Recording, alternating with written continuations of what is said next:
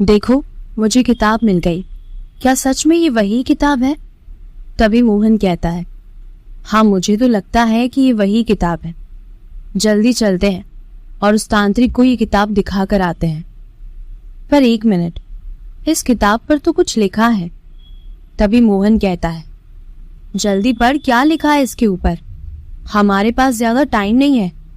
कैसे भी करके हमें इस माया जाल से निकलना होगा। और यही वो किताब लग रही है मुझे जो हमें इस जाल से बाहर निकाल सकती है। इसीलिए देरी मत कर और पढ़ कि क्या लिखा है।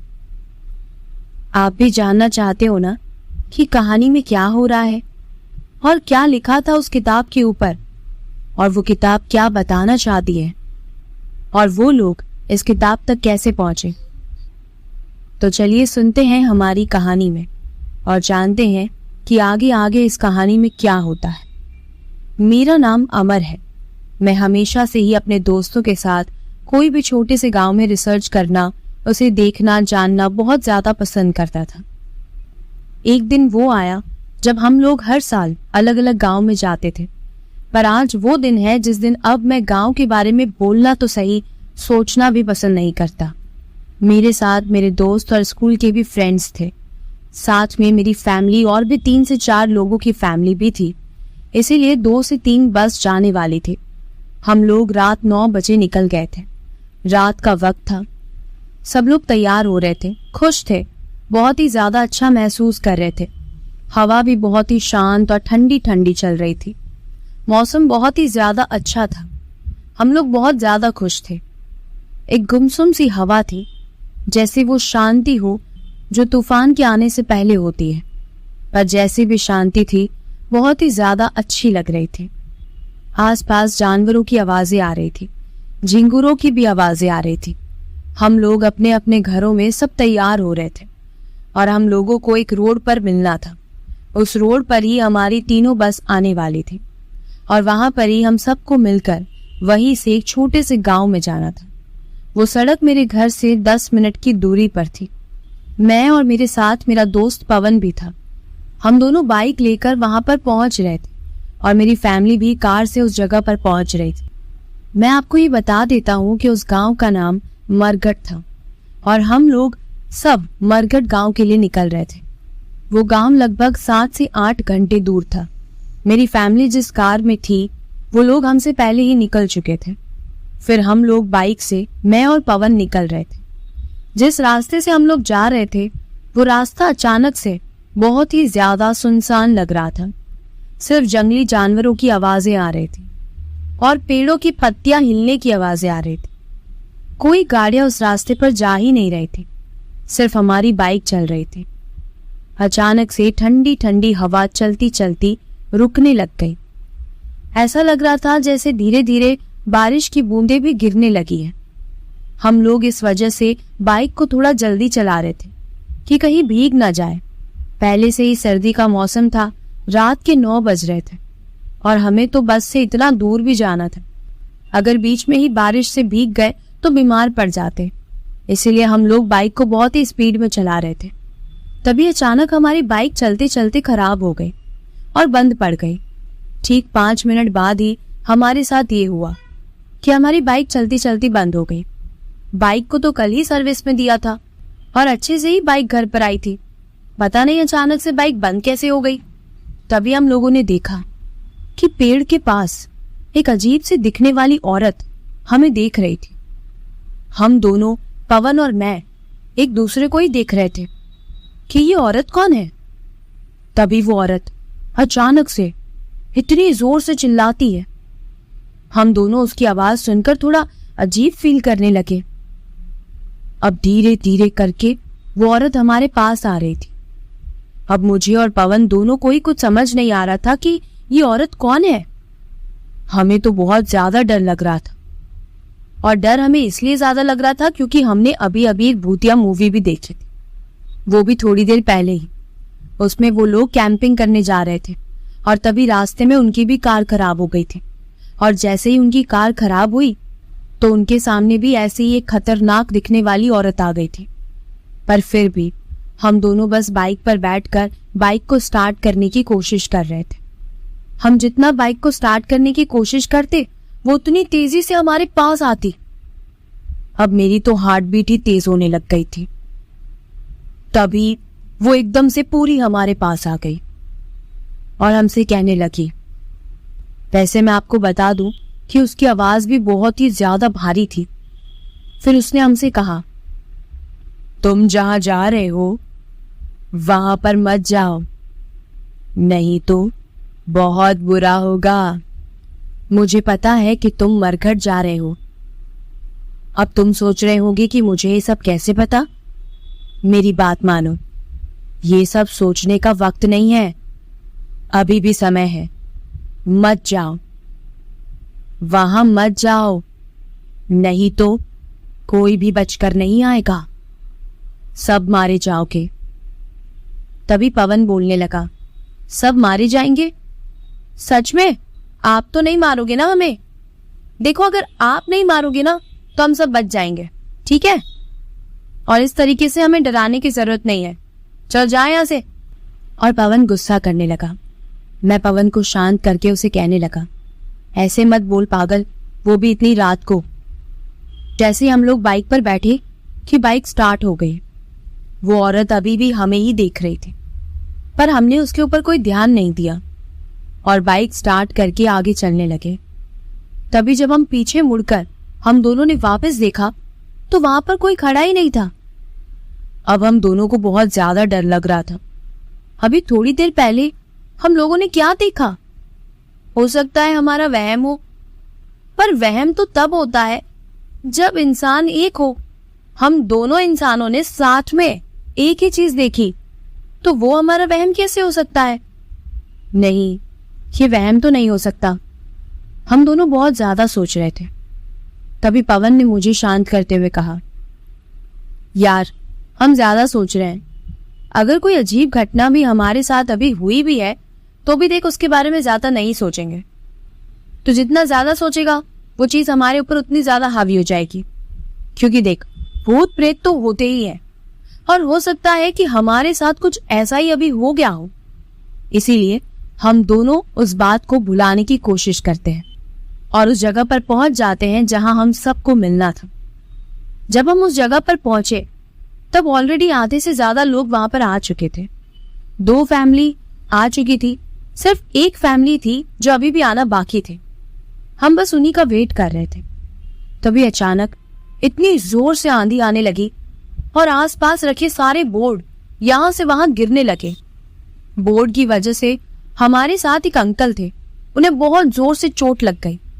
उनके हाथों से बहुत ज्यादा खून बहने लगा। तभी 3 बसों में से एक बस अपने आप चलने लगी। अब हम लोगों को तो ये बात बिल्कुल समझ नहीं आ रही थी कि बस अपने आप कैसे चल सकती है, क्योंकि बस के अंदर कोई बैठा हुआ भी नहीं था और बस अपने आप चल रही थी। जब हम लोग उस बस को रोकने की कोशिश कर रहे थे तो वो रुकने का नाम ही नहीं ले रही थी। जैसे तैसे करके बस के ड्राइवर ने बस के अंदर जाने की कोशिश की और अंदर जाकर उस बस को रोकने की कोशिश की। जब उन्होंने पीछे मुड़कर देखा तो एक भयानक सी दिखने वाली औरत उस बस के अंदर बैठी थी और ड्राइवर अंकल को देखकर मुस्कुरा रही थी। ये देखकर ड्राइवर अंकल बेहोश हो गए, लेकिन बस अभी भी रुकने का नाम ही नहीं ले रही थी और आगे जाकर एक पेड़ से जोरदार टकरा गई। हमें लगा कि वहीं पर उन ड्राइवर अंकल की मौत हो गई। ये सब इतना ज्यादा अचानक हुआ कि अब हमें कुछ भी समझ नहीं आ रहा था। जब हम बस के पास गए तब हमने देखा कि ड्राइवर अंकल जिंदा थे। हमने उन्हें बाहर निकाला। उन्हें बहुत ज्यादा चोटें आई थी और अब वो कुछ बोल भी नहीं पा रहे थे। थोड़ी देर बाद जो फैमिली आना बाकी थी वो भी आ चुके थे। हम लोगों ने ड्राइवर अंकल को पानी पिलाया तो वो थोड़ा बहुत कुछ बोलने लगे और कहने लगे कि मैं ठीक हूं, अब हमें चलना चाहिए। उनकी ये बातें सुनकर हम लोग बस में बैठने लगे। उन ड्राइवर अंकल की जगह दूसरे ड्राइवर को कॉल करके हम लोगों ने बुला लिया और अब वो बस चलाने वाले थे। जिन ड्राइवर अंकल को चोट आई थी वो भी हमारे साथ ही गांव चल रहे थे। ये तो गांव जाने से पहले ही हमारे साथ इतना सब कुछ होने का संकेत था, पर इस संकेत को हम में से किसी ने भी नहीं समझा। अब जो नए ड्राइवर अंकल थे वो बस चला रहे थे और हम सब लोग भी अपने आप को शांत करने की कोशिश कर रहे थे और अपना मूड फ्रेश करने के लिए अंताक्षरी खेल रहे थे। सब लोग वापस खुशी के मूड में आ गए थे और उसी खुशी के जोन में आकर अब हम हमारे सफर को एंजॉय कर रहे थे। हमारी बस जंगली इलाकों की सड़कों से गुजरती हुई जा रही थी। धीरे धीरे वक्त निकल रहा था और रात के 11 बज गए। रात के 11 बजे जो हमने देखा वो आज तक मैं भुला नहीं पा रहा। हमने ये देखा कि हमारे बस में एक मंजू नाम की आंटी बैठी थी। अचानक से हमारे अंताक्षरी खेलते वक्त वो मुंह से आवाजें निकालने लगी। ये सब हम लोग इतना नोटिस नहीं कर पा रहे थे क्योंकि उस वक्त हम लोग गाना गाने में मगन थे। तभी मेरे दोस्त अनिल की नजर उन आंटी के ऊपर पड़ी। जब उसने देखा तो वो जोर जोर से चिल्लाने लगी। हम लोग ये सब देखकर कुछ समझ नहीं पा रहे थे क्योंकि वो आंटी मुंह नीचे करके बस मुंह से अजीब अजीब आवाजें निकाल रही थी और चिल्ला रही थी और उन आंटी के बाल भी खुल चुके थे। जैसे ही हम लोगों में से एक ने उनके कंधे के ऊपर हाथ रखा और उन्हें संभालने की कोशिश की तो वो आंटी ने जैसे ही मुंह ऊपर किया, उसे देखकर हमारी रूह कांप गई। वो इतनी ज्यादा डरावनी और खतरनाक थी और उनके मुंह में खून भरा हुआ था। मुंह से खून टपक रहा था। पूरी तरीके से वो काली पड़ चुकी थी। उनकी आंखें भी लाल थी और वो इतनी भयानक तरीके से हम लोगों को देख रही थी और जोर जोर से हंसते हुए जिस औरत ने उनके कंधे पर हाथ रखकर उन्हें संभालने की कोशिश की थी, उनके गर्दन पर वो अपने दांतों से काटने लगी। जैसे तैसे करके हम लोगों ने उस आंटी को रोका और उनको शांत करने की कोशिश की। हमारे साथ एक दादाजी बैठे थे। उन्होंने भगवान की मूर्ति निकालकर उस आंटी के सर पर रखी। कुछ देर तो वो अजीब अजीब सी आवाजें निकाल रही थी और भारी आवाज में कह रही थी, तुम सब मारे जाओगे, मर जाओगे। मैं अभी थोड़ी देर पहले ही 2 लड़कों को ये बात कहकर समझाने की कोशिश कर रही थी। अब तुम लोगों से भी वापस यही कहना चाह रही हूं, रुक जाओ, अभी भी वक्त है, नहीं तो सबको मार देंगे। वो बहुत खतरनाक है, सबको मार देंगे वो। और फिर वो आंटी बेहोश हो गई। थोड़ी देर बाद वो नॉर्मल भी हो गई। इतना खौफनाक नजारा देखकर हम लोगों ने अपनी बस रोक दी और जैसे ही हमने अपनी बस रोकी तो हमारे पीछे चल रही 2 बस भी साइड में आकर खड़ी हो गई। मुझे ये सब देखकर बहुत ज्यादा डर लग रहा था क्योंकि जब उस आंटी के अंदर किसी आत्मा ने प्रवेश किया था तो वो यही सब कुछ कह रही थी कि अभी मैंने उन 2 लड़कों से ये बात कही है और वो 2 लड़के और कोई नहीं, मैं और पवन ही थे, जिसे थोड़ी देर पहले एक औरत मिली थी और वो हमसे भी यही कह रही थी कि मत जाओ आगे, नहीं तो मारे जाओगे। और ये सारी बातें अब वो बस में कह रही थी। इस वजह से मैं कुछ बोल ही नहीं पा रहा था।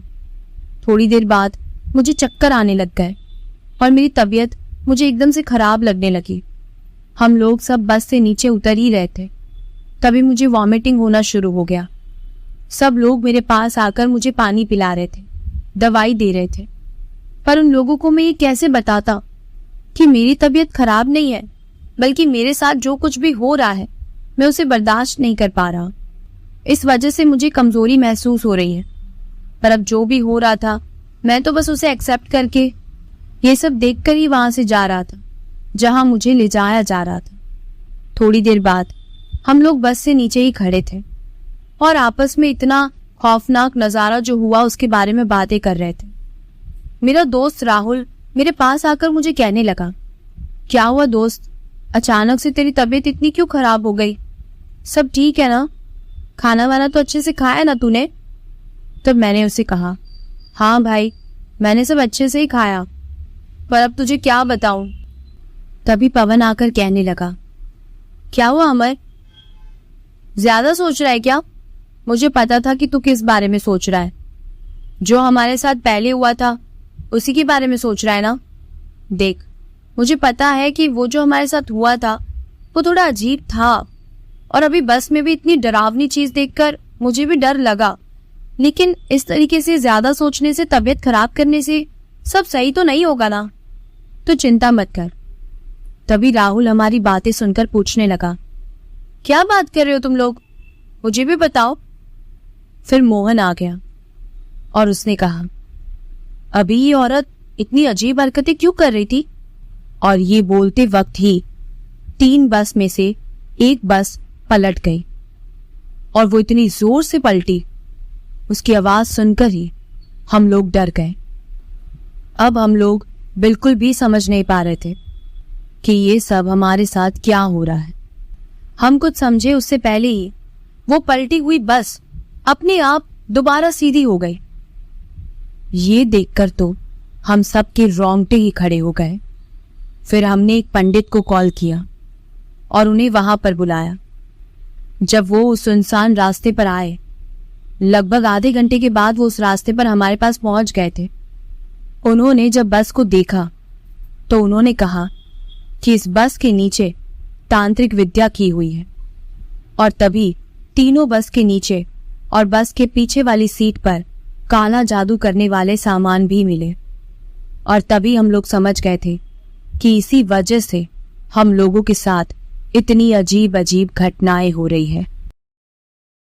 फिर उस पंडित ने अपने पोटली जैसे दिखने वाली बैग में से कुछ माला निकाली। वो भगवान के फूलों की माला थी। उस पंडित ने तीनों बस के आगे उसे लगा दिया। एक बस तो बहुत ही बुरी हालत में थी, तो भी उसके ऊपर ही वो माला चढ़ा दी। उसके बाद हम लोगों ने वहीं से एक और नई बस की और सब लोग उस गांव की ओर निकलने लगे। उस पंडित ने हम सब के हाथों पर भी धागा बांधा और फिर हम लोग गांव की ओर निकलने लगे। गांव की तरफ जाते वक्त अपने आप एक बस का ब्रेक फेल हो गया। ये सब देखकर अब सब लोग जोर जोर से चिल्लाने लगे, और हम लोग ये बात समझ चुके थे कि इस बस के ऊपर बहुत ज्यादा अजीब अजीब तंत्र विद्या की हुई है। इस वजह से ये हमें सही से गांव की ओर नहीं छोड़ेगी। हम लोग फिर जैसे तैसे करके उसी वक्त बस से नीचे कूद गए, और फिर हम लोगों ने उन तीनों बसों को छोड़कर कैब बुक कर ली। लगभग हमने 12 कैब बुक की थी, और अब हम उसके अंदर बैठकर सब लोग गांव की तरफ जा रहे थे और थोड़ा सेफ भी फील कर रहे थे। हमारी ट्रिप की स्टार्टिंग ही इतनी ज्यादा डरावनी और खौफनाक हुई थी कि अब कोई अंताक्षरी खेलने के भी मूड में नहीं था, और कोई कुछ बोल ही नहीं रहा था। चुपचाप बस सब लोग जल्दी से जल्दी गांव पहुंचने का वेट कर रहे थे और इस सुनसान जगह से बाहर निकलना चाहते थे। इस डर में थे कि कहीं अब कुछ बुरा ना हो जाए, और जिसका डर था वही हुआ। कुछ 10 से 15 मिनट बाद ही हमारी 12 कैब एक साथ में एक ही जगह पर खराब हो गई, और अब हम लोग बहुत ज्यादा कंफ्यूज थे। हमें पता था कि अब कुछ बहुत बुरा होने वाला है। हम लोगों ने ठान लिया था कि अब उस गांव में जाने से अच्छा है हमें हमारे घर जाना चाहिए, पर घर भी जाते कैसे, कोई रास्ता था ही नहीं। जब हम लोगों ने अपने अपने फोन चेक किए तो सबके फोन डेड हो चुके थे, और 12 कैब में से गानों की आवाजें आने लगी। ये सब देखकर हम लोगों को बहुत अजीब लग रहा था। फिर उनमें से 3 कैब अपने आप पेड़ में जाकर टकरा गई, पर हम लोगों में से कोई भी उन तीनों कैब में बैठा ही नहीं था। वो तीनों कैब खाली थी, और इस वजह से हम लोग बच गए। थोड़ी देर बाद अपने आप सारी कैब स्टार्ट हो गई। अब हम सब एक दूसरे को ही देख रहे थे और सोच रहे थे कि अब वापस अंदर बैठे या नहीं, पर हम लोगों ने हिम्मत करके फिर से हम उस कैब में जाकर बैठने लगे। ड्राइवर अंकल कैब को स्टार्ट करके आगे चलने लगे। हम लोग आगे बढ़ रहे थे, पर एक दूसरे का हाथ पकड़ा हुआ था, क्योंकि कभी भी हमारे साथ कुछ भी हो सकता था। इतने खौफनाक नजारे से हम लोग जा रहे थे। उसके बाद करीब 1 से 2 घंटे हो गए, पर अभी तक सब कुछ शांत था और कुछ भी ऐसा हमारे साथ नहीं हो रहा था जिससे हमें डर लगे। थोड़ी देर बाद एक बोर्ड आया जिस पर लिखा हुआ था रमनगढ़ गांव। हम उस गांव की ओर से आगे बढ़ रहे थे। लगभग और 1 से 2 घंटे बीत गए। हम लोगों में से कोई भी सोया नहीं था, पर अभी भी हमारे साथ ऐसी कोई घटना नहीं हो रही थी जो डरावनी हो। इसीलिए हम चुपचाप बैठे बैठे गांव की ओर ही निकल रहे थे। पहले हमने सोचा कि हम लोग घर पर जाएं, लेकिन अब जब सब शांत लग रहा था तो इसीलिए हम वापस गांव जा रहे थे। और ऐसे ही धीरे धीरे करते करते एक ऐसी सड़क आई जहां पर चहल पहल थी। रात थी, फिर भी वहां पर लोग मौजूद थे। इसीलिए हम लोगों ने अपने कैब को साइड में रोककर वहां से नीचे उतरकर आसपास देखने लगे तो थोड़ी सी दूरी पर एक होटल दिखाई दे रहा था। हम सब लोग उस होटल की तरफ जा रहे थे। फिर उस होटल में हम लोगों ने थोड़ा खाना पीना किया और जूस वगैरह पीकर वापस गांव की ओर निकलने लगे। अब हम सब लोग थोड़ा शांत और सही महसूस कर रहे थे, इसीलिए एक दूसरे से बातें कर रहे थे। फिर वक्त आने पर हम लोग आखिरकार मरगढ़ गांव भी पहुंच गए। सब लोग गांव पहुंचकर फिर से उस उत्साहित माहौल में आ गए थे और सारी बातें भूल गए। अब गांव जब हम लोग पहुंचे तब सुबह के 5:30 बज चुके थे। हमको गांव पहुंचने में थोड़ा वक्त भी ज्यादा लगा था। सुबह सुबह तो हम लोग पहले नहा धोकर सब लोग एक जगह पर मिले और उस गांव के सरपंच उन सबसे भी मिले। वो गांव वाकई बहुत ही ज्यादा अच्छा था और शांत था। वहां के लोग भी बहुत ही ज्यादा अच्छे थे। हम लोगों ने उनको वो सारी बातें भी बताई जो रात को हमारे साथ हो रही थी, कि रात को कोई औरत हमें दिखाई दे रही थी जो ऐसा कह रही थी कि इस गांव में मत जाना, नहीं तो मारे जाओगे। तभी उस गांव में से एक औरत ने अजीब भाषा में हमें ये बताते हुए कहा, तुमको ना ही पता साहब लोग को, यहाँ पर भूतिया चीजें होवत है। ई गांव में 7 बजे शाम के बाद ही घरों से बाहर कोई नहीं जावत। जे कोई जाने का प्रयास करत है उसको भी वो चुड़ैल वहीं मार दे। तुम लोगों भी यहाँ पर घूमने आए हो, पर रात के 7 बजे के भीतर भीतर घर में घुस जाना, बाहर नहीं न जा सकत। अगर हमारी बात नहीं न माने तो तोहार मरना निश्चित है। उसकी बातें सुनकर बहुत ही ज्यादा हमें डर लग रहा था। जब हम लोगों ने उन लोगों से ये पूछा कि क्या ऐसा होता है इस गांव में, तो हम लोगों को किसी ने भी सच नहीं बताया। फिर हमने एक और सवाल पूछते हुए कहा, ये सब खत्म होने का कोई रास्ता है? तभी उस औरत ने वापस कहा, हाँ, एक तो रास्ता है। उसके लिए तुम्हारे को एक झोपड़िया मां एक तांत्रिक है, उसके पास जावत हो, वो बाहर निकाल सकत। हम लोग इस बात से थोड़ा सा कंफ्यूज थे कि अगर वो तांत्रिक इन लोगों की मदद कर सकता है तो ये गांव वाले उस तांत्रिक से मदद क्यों नहीं मांगते? तभी एक आदमी ने वहां से कहा, अब आप सोच रहे होंगे कि तांत्रिक से मदद काहे नहीं मांगते हैं ना, क्योंकि जब वो तांत्रिक हमारी मदद करने आया था तो हम लोगों ने उसको गलत समझ लिया था और उसको धक्के मार के गांव से बाहर निकाल दिया। इसीलिए उसने हम लोगों को श्राप दे दिया है कि तुम लोग कभी इस जगह से मुक्त नहीं हो पाओगे। इसीलिए वो हमारी मदद नहीं कर रहा, पर कोई बाहर वाला आकर बोलेगा तो वो जरूर तांत्रिक बाबा तुम लोगों की मदद करेगा। ये सब बातें सुनकर हमें तो बहुत अजीब लग रहा था। इसमें कितना सच है और कितना झूठ हमें तो कुछ समझ ही नहीं आ रहा था। पर फिर हम लोग उस तांत्रिक बाबा के पास गए और जब हम लोग वहां गए तो उस तांत्रिक बाबा ने खुद ही हमसे कहा, मुझे पता है तुम यहां पर किस लिए आए हो। मुझे सारी बातें पता है कि तुम्हारे साथ रास्ते में क्या क्या हुआ। अगर तुम्हें यहां से बाहर निकलना है तो इस गांव में एक छोटी सी कुटिया है, वहां पर एक छोटा सा बक्सा है। उसके अंदर एक किताब है।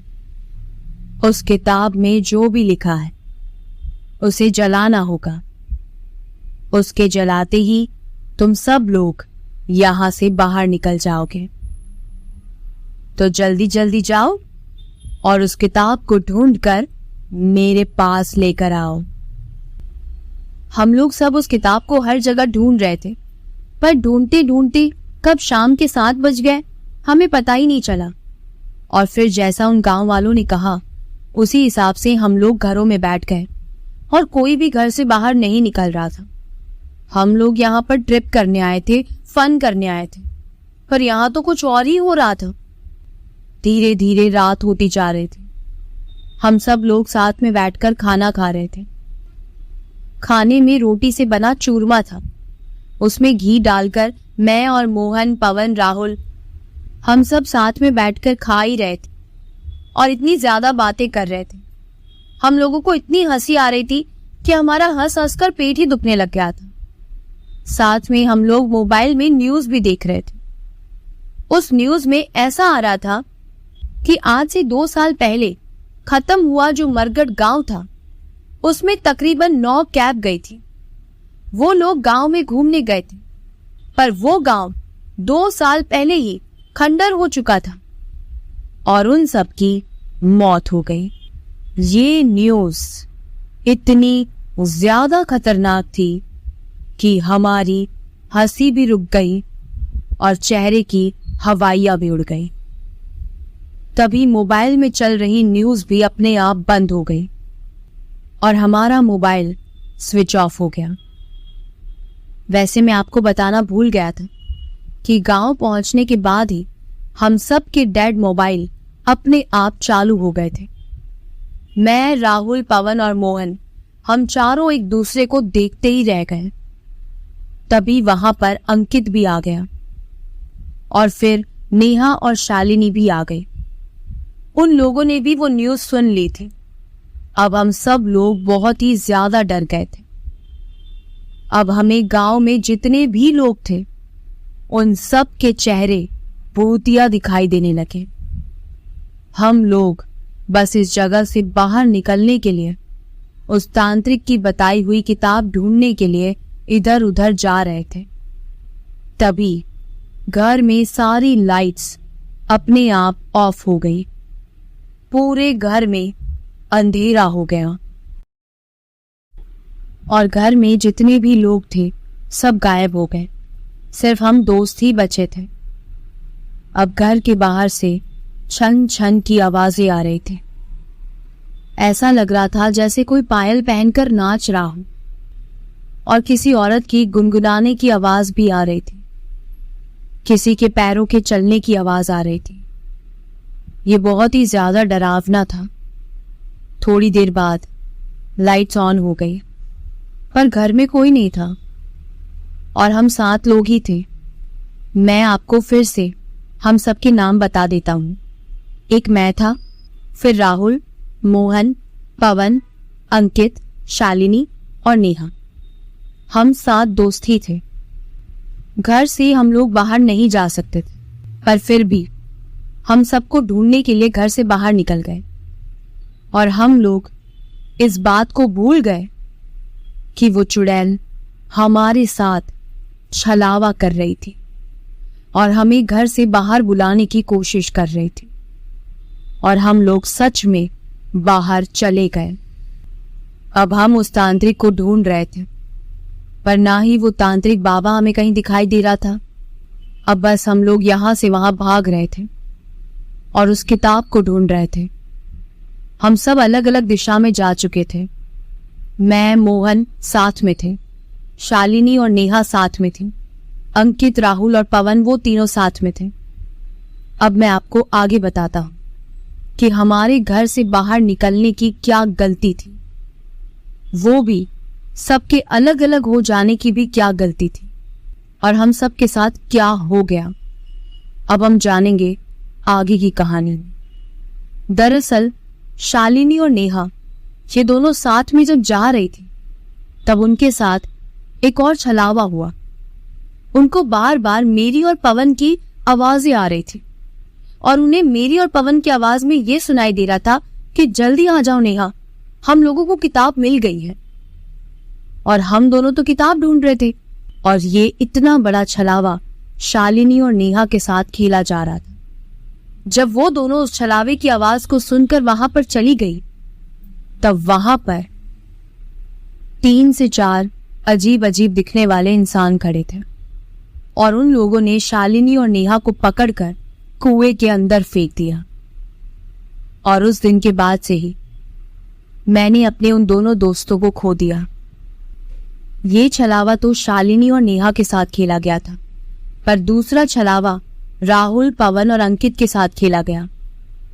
उन तीनों को वो तांत्रिक बाबा दिखाई दे रहा था, वो भी उनसे थोड़ी दूर पर। और जब वो उस तांत्रिक बाबा को देखकर उनके पीछे पीछे जा रहे थे, तब उनके सामने से वो तांत्रिक बाबा गायब हो गया और फिर दूसरी तरफ उन्हें वो तांत्रिक बाबा दिखाई देने लगा और फिर से वो गायब हो गया। ये छलावा उनके साथ बार बार खेला जा रहा था और इस छलावे की वजह से वो तीनों कुछ समझ ही नहीं पा रहे थे और तीनों अलग अलग दिशा में उस तांत्रिक बाबा को ढूंढने के लिए चले गए। और यही वो औरत का सबसे बड़ा माया जाल था और उसने फिर से उस माया जाल को बनाकर जीत हासिल कर ली और उन तीनों दोस्तों को अलग कर दिया। अब वो तीनों अलग अलग दिशा में भटक गए और तीनों को ही वो तांत्रिक बाबा दिखाई दे रहा था। अब वो औरत तांत्रिक बाबा के वेश में उन्हें आगे आगे बुलाए जा रही थी और फिर उसने अंकित को उठाकर आग में फेंक दिया और राहुल को उस औरत ने उसके हाथों पैरों में कील घुसाकर मार डाला। पवन उससे बचकर हमारे पास आना चाहता था, पर वो अपने आप को बचाने के लिए घर की ओर जा रहा था, क्योंकि वो समझ गया था कि उसके साथ छलावा हो रहा है।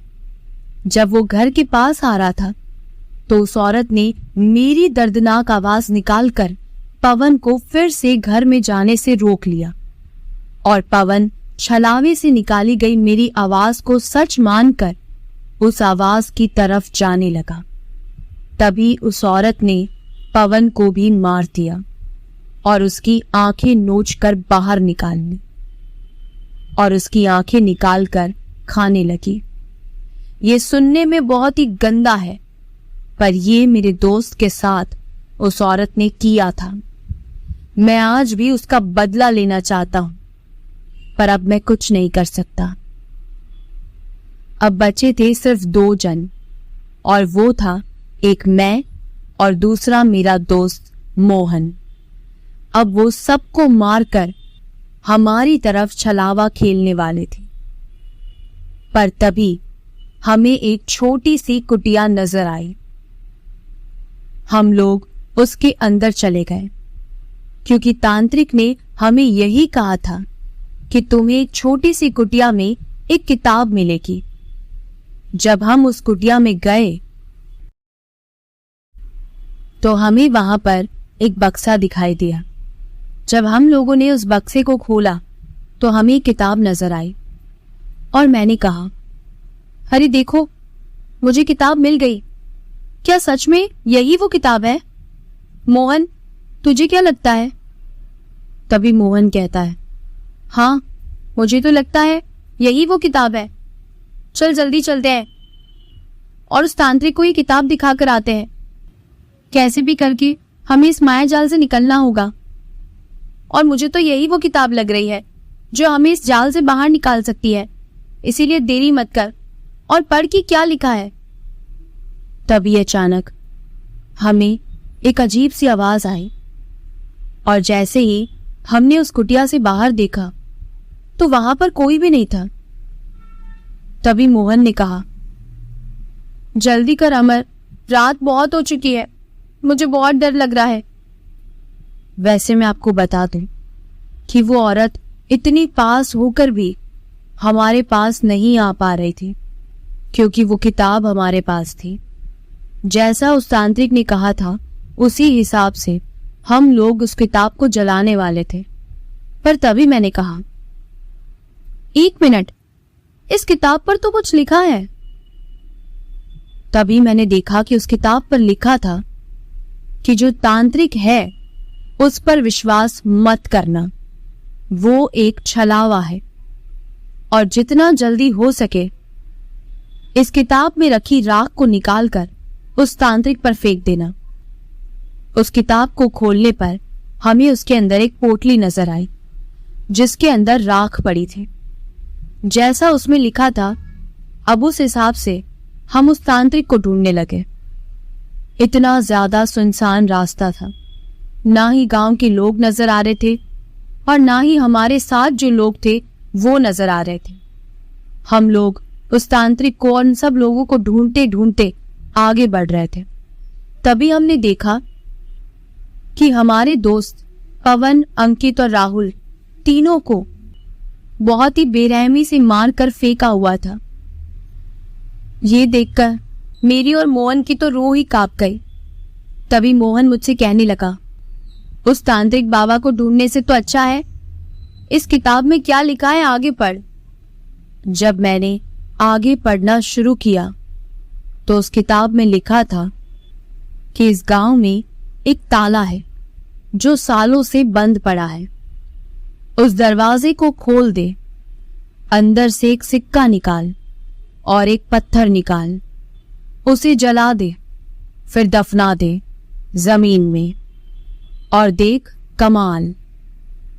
ये पहली इतनी ज्यादा अजीब थी और इतनी जल्दी से सुलझाना भी बहुत मुश्किल था। इसीलिए हम लोग एक कमरे की तलाश में इधर उधर घूम रहे थे। आगे और भी पेज पलटाने पर हमें एक नंबर भी दिखाई देता है और वो नंबर था 302। ठीक थोड़ी देर आगे चलने पर ही हमें एक घर दिखाई दे जाता है जिसका नंबर था 302 यानी 302। उस पर एक ताला लगा था और उस कमरे के अंदर से अजीब अजीब आवाजें भी आ रही थी। कोई जोर जोर से उस कमरे को अंदर से मार रहा था और कह रहा था, दरवाजा खोल दो। हमें इतना डर लग रहा था, पर जैसा उस किताब में लिखा था उस हिसाब से हम लोग उस ताले को तोड़ने की कोशिश कर रहे थे। अब ये किताब हमारे साथ छलावा खेल रही थी या वो तांत्रिक, इन दोनों में से कौन सही था और कौन गलत, इसके लिए तो अब हम अपनी सुध-बुद्धि खो चुके थे। पर जैसे तैसे ही सही हमने उस ताले को तोड़ दिया और जैसे ही हम लोग उस कमरे के अंदर गए तो वहां पर कोई भी नहीं था और ठीक सामने ही हमें बहुत सारे सिक्के नजर आए और एक पत्थर भी नजर आया। हमने सिक्के और पत्थर को लेकर उसे जलाने की कोशिश की। वो थोड़ा बहुत जलने भी लगे। फिर हमने उसे जमीन में दफना दिया और जैसे ही हमने ये किया कि हम दोनों के सामने पूरे गांव के सारे लोग आ गए और हमारे साथ भी जो सारे लोग आए थे वो सब अब भूत बन चुके थे, आत्माएं बन चुकी थी और वो सब बहुत ही ज्यादा डरावने दिख रहे थे। हर जगह से चिल्लाने और चीखने की आवाजें आ रही थी। मैं और मोहन एक दूसरे का हाथ पकड़कर रोने लग गए थे क्योंकि हम दोनों को उन आवाजों से बहुत डर लग रहा था। फिर थोड़ी देर बाद सब खत्म हो गया। हम फिर अपने शहर वापस आ गए और आज तक गांव में जाना तो छोड़ो, मैं गांव के बारे में सोचना भी पसंद नहीं करता। मोहन इस डर की वजह से 4-5 दिन बाद ही मुझे छोड़कर इस दुनिया से हमेशा हमेशा के लिए चला गया।